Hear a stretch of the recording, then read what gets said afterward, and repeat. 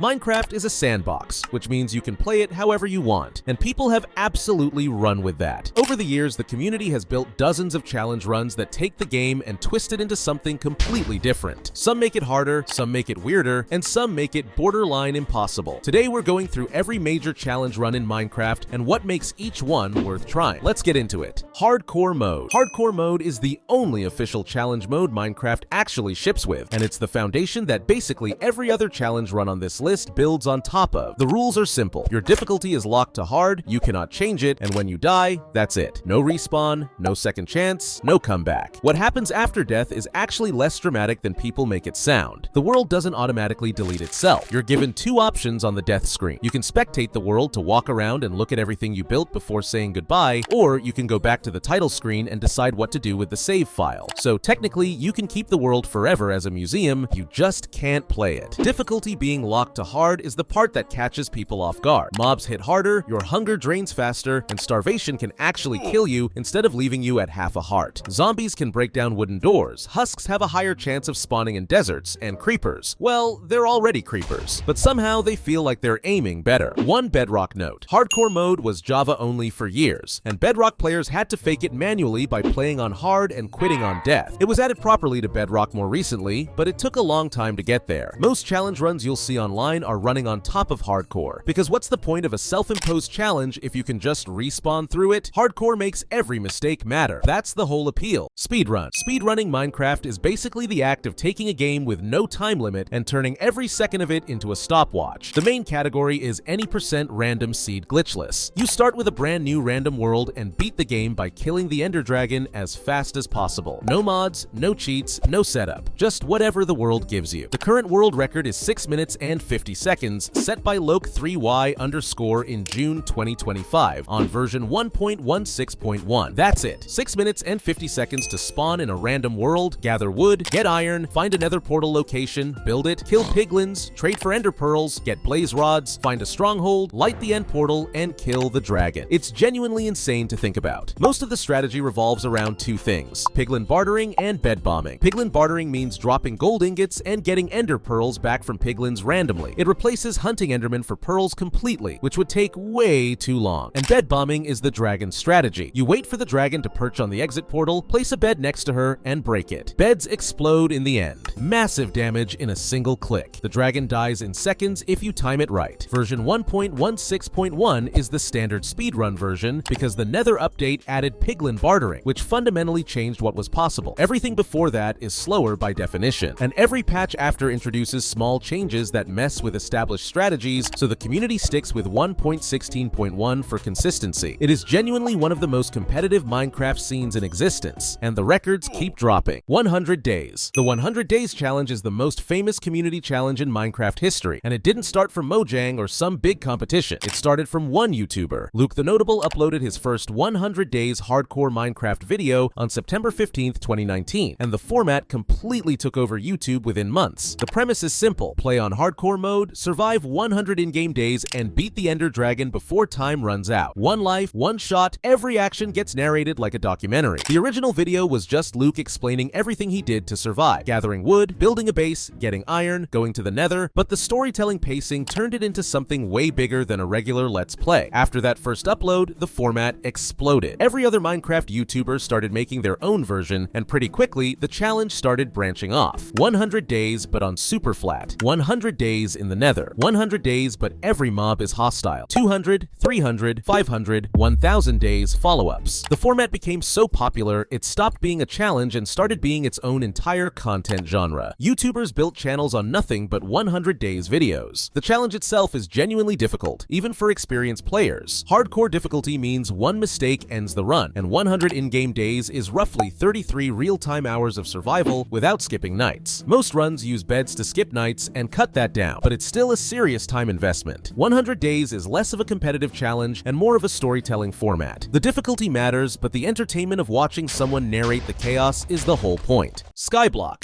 Skyblock is one of the oldest and most influential community-made challenges in Minecraft history. It was created by a player named Noob Crew on September 4th, 2011, and it completely changed what people thought you could do with the game. The concept is brutally simple. You spawn on a tiny floating island in the middle of an empty void, with one tree, tree, a chest containing a few items, and absolutely nothing else. The chest is the key. Inside, you get a lava bucket and either water or ice, which together make a cobblestone generator. Place water and lava next to each other with one block of space in between, and the lava turns into infinite cobblestone. That generator is the entire lifeline of the run. Wood comes from the tree, dirt from grass propagation, and cobblestone from that one setup. Everything else has to be built from those three resources. There's also a list of challenges that come with the original map. Build a house, expand the island, make a melon farm, get to the nether, eventually beat the ender dragon if you can. The full list has around 29 tasks, and finishing all of them takes serious time because every single resource has to be farmed manually. The original Skyblock map has been downloaded over 10 million times, and the challenge later spawned its own massive spin-off, Hypixel Skyblock, which turned the concept into a full multiplayer game mode with dungeons, economy systems, and progression mechanics. That version of Skyblock alone has its own community larger than most full games. For a challenge created by one person in 2011 with nothing but a chest and a tree, the legacy is genuinely insane. One block. One block is what happens when someone looks at Skyblock and thinks the floating island is too generous. Instead of starting with a tree, a chest, and a small platform, you start with literally one block in the void. That's it. One block. Break it, and another one regenerates in its place. The trick is that the block isn't just dirt forever. It cycles through 10 phases, each based on a different biome or dimension. Plains, underground, icy tundra, ocean, jungle dungeon, desert, the nether, idle, desolate land, and finally, the end. Each phase has its own pool of blocks, items, and mobs that can come out, and every 700-ish blocks you mine, you advance to the next one. Around 7,000 total blocks before you reach the end phase. The really clever part is the surprise mob spawns. Sometimes when you break the block, instead of dirt or wood, you get a zombie, a creeper, or in later phases, full monster parties spawning on you mid-mine. So every swing of the pickaxe is a coin flip between getting useful materials or being launched off your tiny floating island by a creeper that appeared out of nowhere. After the 10th phase, an end portal spawns automatically, meaning you can actually finish the run by killing the ender dragon. So this isn't just an endless mining loop, it's a complete game from one block. The map was created by Minecraft, and Minecraft now even has multiple official one-block versions on the marketplace. It went from being a community map to one of the most replicated survival challenges in the entire game, all because someone decided dirt should regenerate forever. Ultra Hardcore, UHC, takes regular hardcore and removes the one thing that lets you actually recover from mistakes. Natural health regeneration. Gone. If you take damage, your health stays exactly where it dropped to, and the only way to get it back is golden apples, healing potions, regeneration potions, or beacons. That's the entire challenge. The mode was created back in 2012 by a player named Goody in the Minecraft group, and it became massive on multiplayer servers almost immediately. The original version of UHC also messed with crafting recipes to make healing even harder. Gold apples required a full gold block instead of ingots, ghasts dropped gold ingots instead of ghast tears, so regen potions were basically impossible, and glistering melons needed gold blocks too. Brutal across the board. UHC became famous through YouTube events more than single-player runs. Cube UHC, hosted by Grazer10 and Think Noodles starting in 2013, ran for over 20 seasons and became one of the longest-running Minecraft event series in YouTube history. Players would compete in teams or free-for-all, last person alive wins, no respawns, no second chances. Even Mojang developers like Dinnerbone and Grum joined some of the events. You can now play UHC in vanilla Minecraft without any plugins. Just set the natural regeneration game rule to false in a hardcore world, and you're playing it. Most single-player runs use the simplified version where only gold apples and healing potions matter and everything else stays normal. The mode is genuinely punishing because it doesn't just demand caution, it punishes every single point of damage you take. Even a llama spitting at you matters in UHC. That's the whole point. Manhunt. Manhunt is the challenge that turned Minecraft into one of the biggest YouTube formats ever. One player tries to beat the game, kill the ender dragon, normal stuff. Meanwhile, one or more hunters are chasing them with tracking compasses, trying to kill the speedrunner before they finish. Runner dies once, it's over. Runner kills the dragon, runner wins. That's the whole game. The compass is what makes it work. It points to the runner at all times, even across dimensions. Go to the nether and it just starts pointing at the portal you used. There is no hiding, only running faster than the people behind you. And while you're catching your breath thinking about how stressful that sounds, drop a like if you're enjoying the video so far. It genuinely helps more than you'd think. Dream is the YouTuber who blew this format up in 2020. His Speedrunner vs 5 Hunters rematch video has over 100 million views, which is more than most movies pull. The format he set up, hunters respawn infinitely, runner gets one life, is still the standard everyone copies. There are also a bunch of variants now. now. Detective Manhunt removes the compass and gives hunters a particle trail to follow. Assassin lets the hunter one-shot the runner in melee. Terminator replaces the hunter with an AI bot that uses pathfinding to chase you automatically. Each one is its own kind of nightmare. Manhunt is one of the rare cases where the challenge is actually more fun to watch than to play. Death Swap. Death Swap takes the entire competitive Minecraft format and flips it sideways. Two players spawn in a world. Every 5 minutes, you swap locations with each other. You can't attack the other player directly. The entire point is to get them killed by the environment. Set up a lethal situation, swap, and watch them die in your trap before they figure out what just happened. The format was actually created by Seth Bling back in 2013, long before Dream existed on YouTube. Dream just took it, made 2 videos in early 2020, and the format exploded. Now there are dozens of plugins, data packs, and variants running the same idea. The setup is brutally simple. You get a 10-second countdown right before each swap, which means most of the round is planning the trap,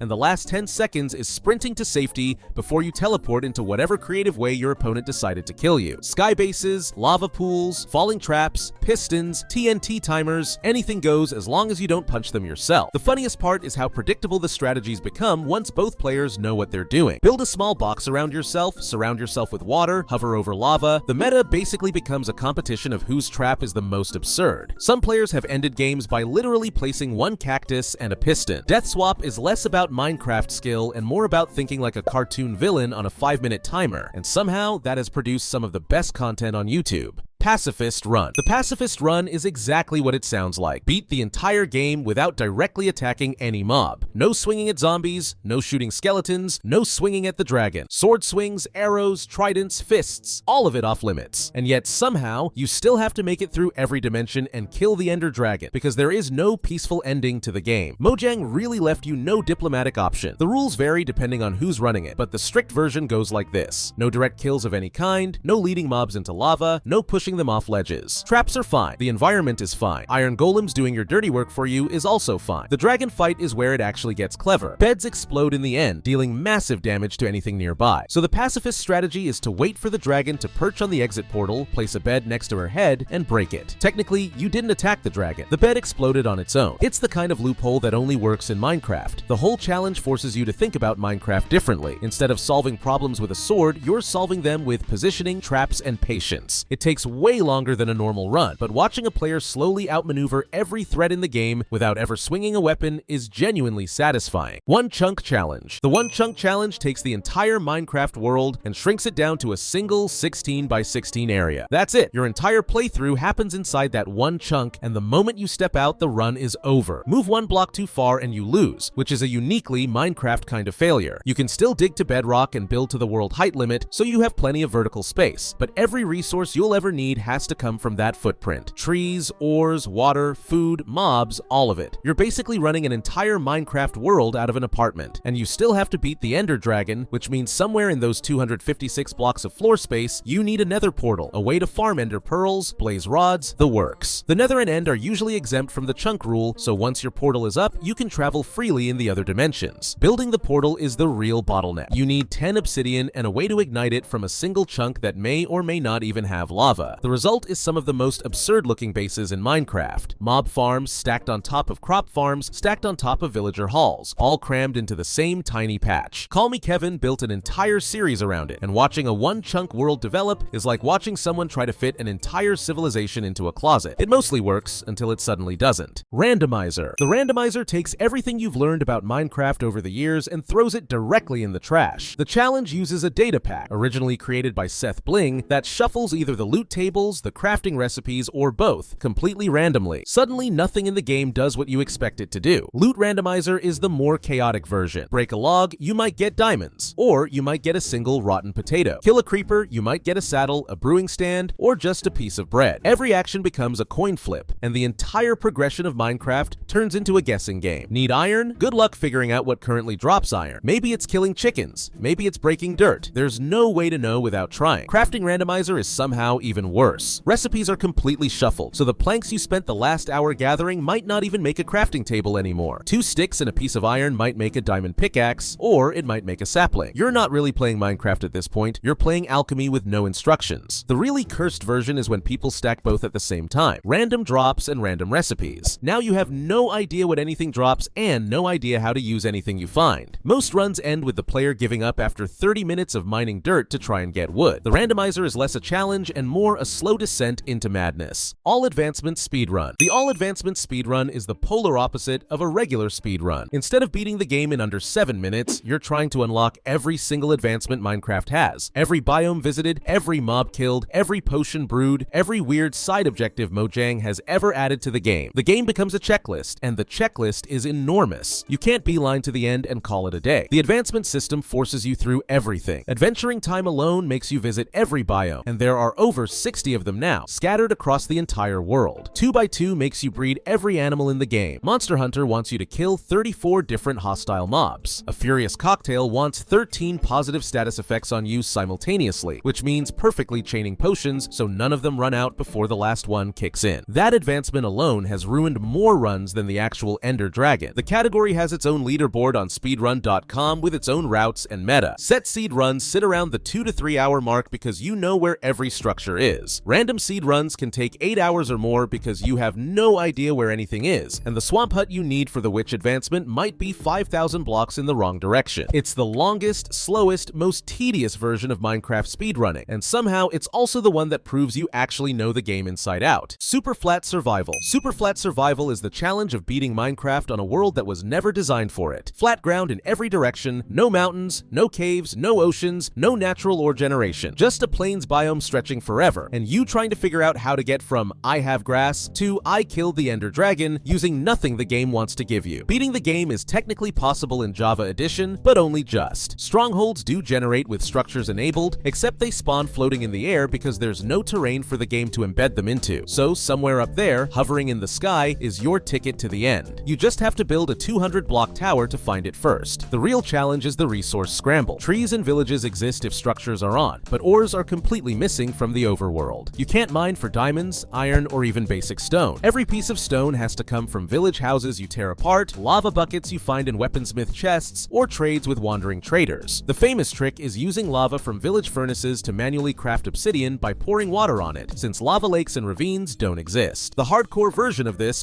called the Extreme Challenge, disables structures entirely. No villages, no chests, nothing. You can't even make a cobblestone generator because there's no lava anywhere. The Nether becomes impossible. The end becomes impossible. The challenge becomes how long can you survive on grass, and the answer is usually not very long. No damage run. The no damage run is exactly what it sounds like. Complete the entire game without taking a single point of damage. Not half a heart, not a single tick. The second you take any damage from anything, the run is over and you start completely from scratch. This makes no damage one of the most patient challenges on the list. Every cave system has to be approached like a chess match. Every villager interaction needs a wall between you and any wandering mobs nearby. Every nether trip becomes a slow-motion bridge building exercise to avoid even the chance of a piglin shooting at you. You're not playing Minecraft anymore. You're playing a game of how paranoid can one human be. The Ender Dragon fight is the real test. You can't stand near the perch because of the dragon's breath attack. You can't shoot from below because the dragon retaliates with its own fireballs. And the bed strategy still risks damage from the explosion itself, so you have to set up an ender pearl chamber outside the blast radius, time the perch perfectly, and pearl in for a single bed click before pearling right back out. Slow falling potions are basically mandatory the entire time because one stray knockback can throw you off the map. The thing about no damage is that the runs aren't decided by how good you are at Minecraft. They're decided by how willing you are to play 20 hours of survival without making one single mistake. Most attempts end somewhere in the early game to a stray skeleton arrow. The lucky ones make it to the dragon, and they almost always die there. And that is every major challenge run in Minecraft, fully explained. Some of these are about pushing your skill to the limit, some are about pure patience, and a few are just about watching someone slowly lose their mind on camera. If you enjoyed it, drop a like and let me know in the comments which challenge run you'd actually try yourself. Subscribe if you're not already, and the next video is already up. Go check it out.